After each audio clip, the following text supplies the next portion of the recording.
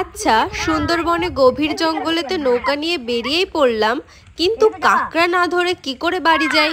আর সেই কাঁকড়া ধরার লোভে আমরা জঙ্গলের কতটা গভীরে চলে যাচ্ছি।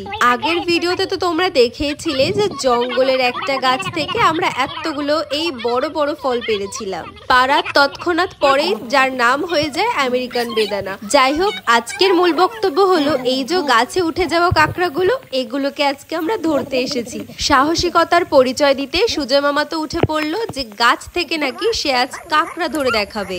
পরপর দুবার প্রচেষ্টা চালানোর পরেও সে সেটাতে সফল হতে পারলো না। আচ্ছা, তোমাদেরকে বলে রাখি, এই যে তোমরা যে জালগুলো নজরে পাচ্ছ, এই জালের ওপারে কিন্তু আমাদের যাওয়া একদম নিষেধ। তাই জন্য আমরা এপারে যত মজা করে কাঁকড়া ধরা যায় ততই ধরছি। অনেকবার মিশোকে সহজ পদ্ধতিতে কাঁকড়া ধরতে দেখে আমারও মনে ইচ্ছা জাগলো যে আমি একটা ধরে দেখি। হয় কাঁকড়া আমাকে এখন কামড়াবে, আর না হলে বাড়ি গিয়ে রান্নার পরে ওকে আমি খাবো। আর বাকিটা তোমরা নিজের চোখে দেখতে পারছো যে আমি কতটা ভয় পেয়েছি। আমার দেখা দেখি ইনিও কাঁকড়া ধরতে গিয়ে তারপর কাঁকড়ার কামড় খেয়ে ছাড়লো।